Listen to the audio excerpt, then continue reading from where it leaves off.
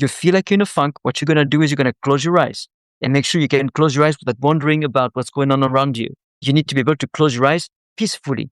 You feel the emotion. As soon as you feel the emotion, you close your eyes and you move your attention to the physical sensations. No breath, no stretching, boom. Attention to the physical sensations. When you feel the physical sensation there, you will be in touch with your emotion, really. Not the reaction, the emotion. Not the story, the emotion. So you feel an emotion, you close your eyes, you move your attention to your physical sensation. You need to feel 2 to 3 sensations at once, just simultaneously. Okay. Now, this is the interoception. At this point, this is the most difficult of the methodology. It is you're going to keep on feeling. You need to keep on feeling the sensations as they change in your body. They are going to change by themselves. Remember, it's just a prediction playing out. You feel those sensations. Sometimes it might be a little uncomfortable. They cannot hurt you. Those sensations, you feel them in your life anyway. You've got to feel them without interfering with them. It's going to take between 2 and 90 seconds. You just feeling being an action. If you stop thinking, you stop feeling. It's not going to work. Feel what's going on in the flesh.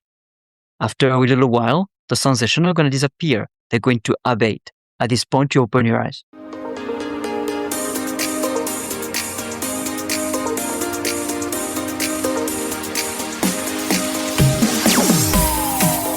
Mental health champions. We're bringing on another show favorite, someone who's been on the monthly calls, the mastermind support calls. He's been on the show now a few times. So let us know if you want to join our monthly masterminds. And here we have a pivotal player and key contributor to this mental health community, Cedric, joining us from far away. Thank you so much for taking the time here on a mental health break. Thank you, Vincent. It's good to be here again. Absolutely. And I always love how you bring so much passion to the areas you speak about. So everyone, be sure to subscribe so you don't miss the next episode and his next episode right here on A Mental Health Break. My name is Vincent A. Lancy, and we are brought to you here today by Living Proof TBI Coaching. Head to livingprooftbicoaching.com to start your journey today. And Cedric, I'm excited because we just caught up now monthly, which is great. Please reintroduce yourself briefly to everyone who missed your first show. And don't worry, folks, I'll have it in the show description for you to check out after today.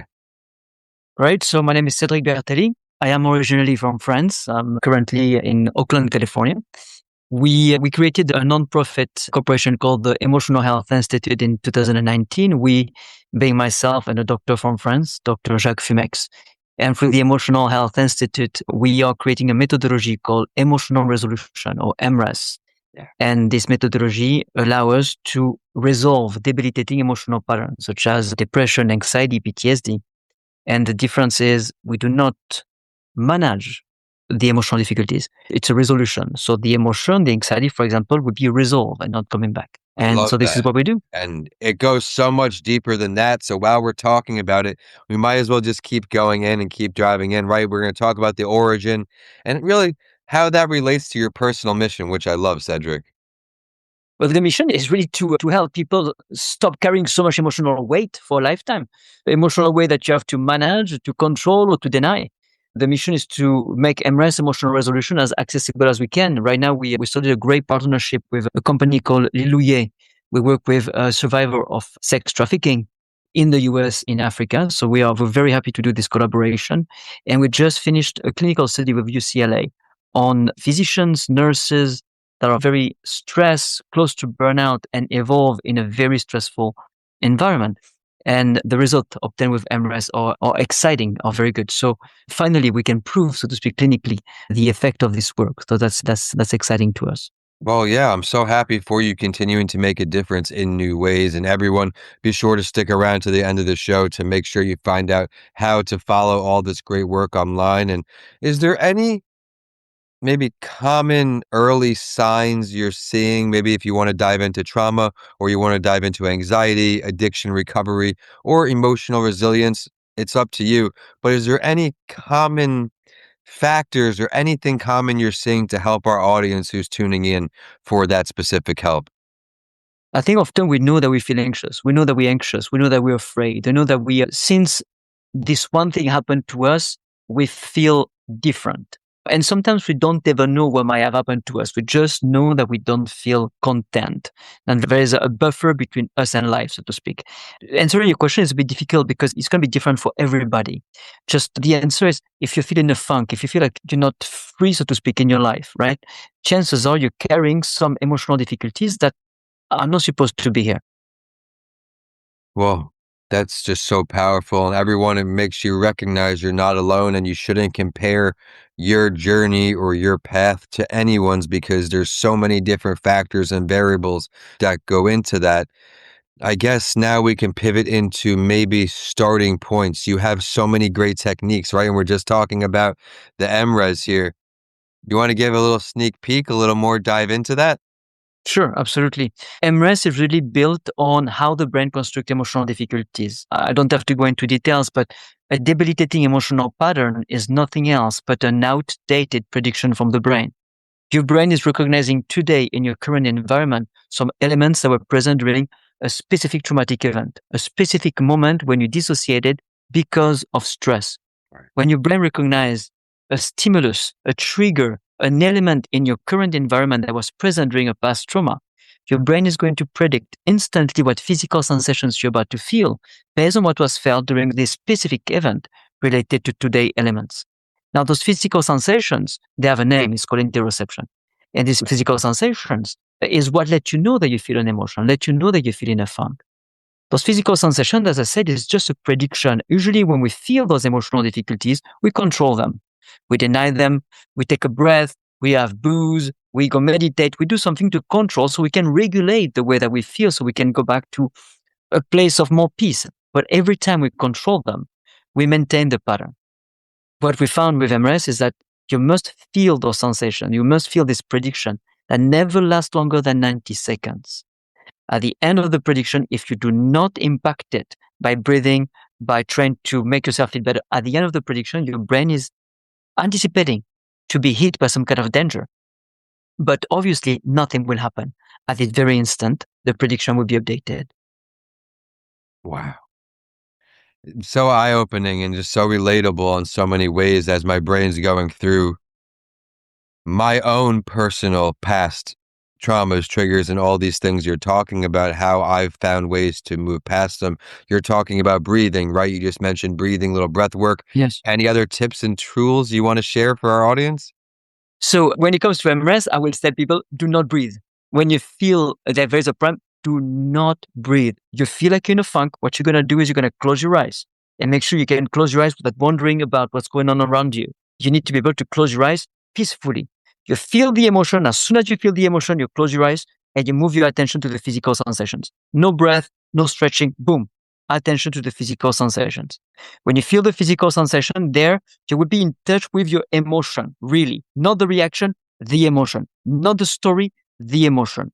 So you feel an emotion, you close your eyes, you move your attention to your physical sensation. You need to feel 2 to 3 sensations at once, just simultaneously.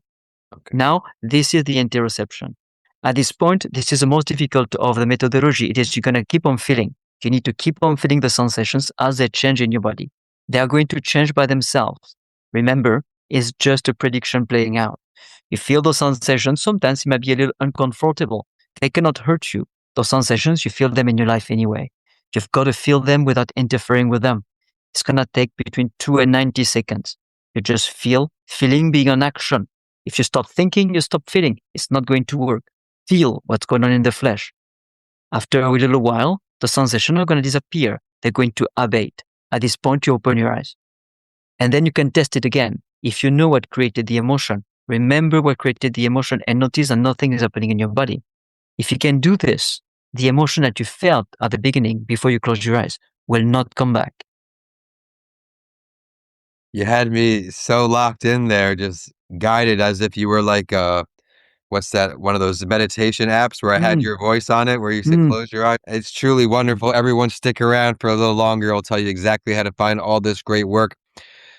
Do you see this evolution going as we're airing this here mid-July? What's next for the MRES movement, growth framework, anything you're working on?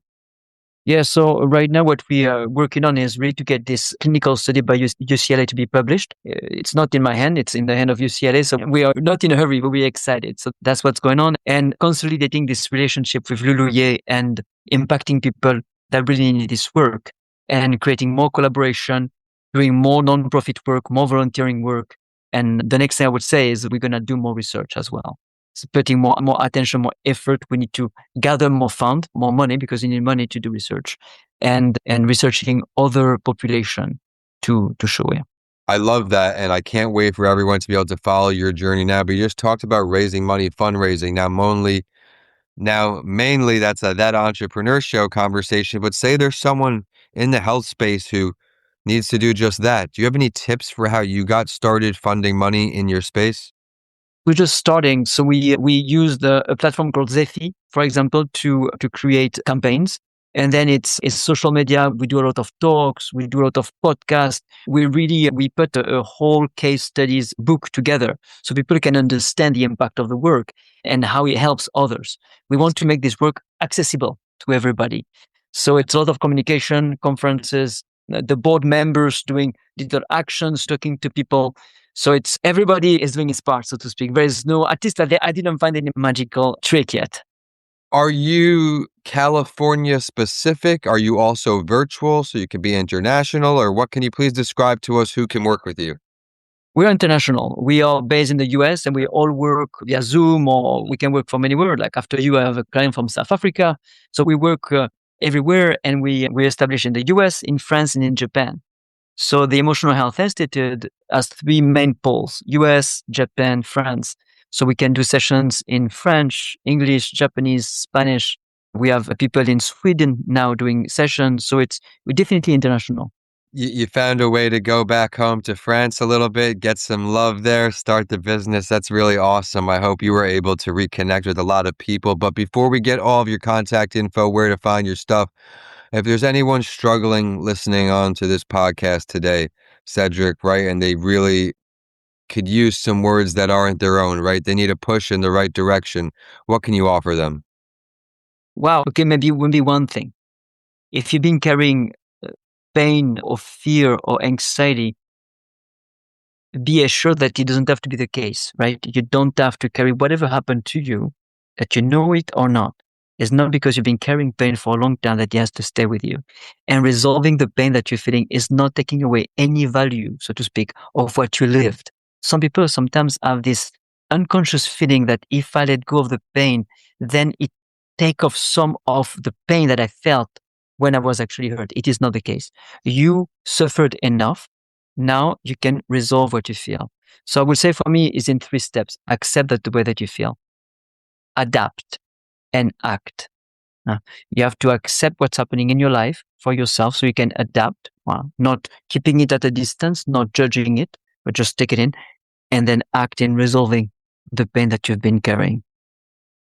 Such great words, just as you brought here throughout this whole episode. You definitely helped me take a deep breath right here on a mental health break. Everyone, be sure to subscribe to stay current with our shows.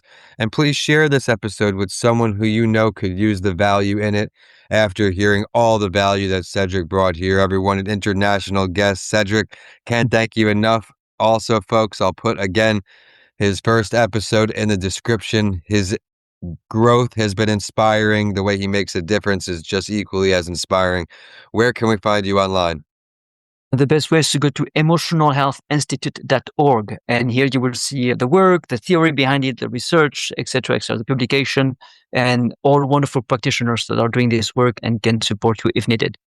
Absolutely. And we were able to connect with you from that website? Absolutely. You will find my profile there as well. You will also see some trainings are just offered by a practitioner for free as part of the nonprofit. Some trainings are $8. I think they're charging. And it's just join the community, see what we can do. Well, that sounds like extremely affordable pricing, as you touched on many times today, the accessibility of getting your knowledge, your expertise, your tools to as many as possible. So everyone, be sure to head to that website. And the show is on all social media platforms, all podcast platforms. Please leave a review, like, and share to help us make a difference in more lives. Today, again, we have Cedric here, great friend of the show. He'll be back again down the road. And with that, we're signing off today, brought to you by Living Proof TBI Coaching right here on A Mental Health Break. Cedric, thank you so much. Thank you, Vincent.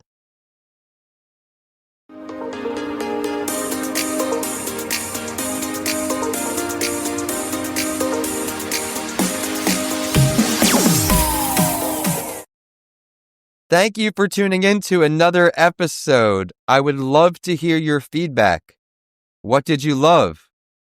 What do you want to see more of? Are there any questions you would like me to ask the guests who come on the show? This show is not possible without you, the amazing listeners, so please email us at podcastsbylancy@gmail.com and let us know what you think. We'll also feature you on a later show. Please remember to subscribe to stay current with our amazing community of guests who will continue to come on the show, sprinkled in with solo episodes from me, Vincent A. Lancy. With that, I look forward to introducing more shows to you each and every week. And with that, we're signing off today. Enjoy the episodes and make it a great day ahead.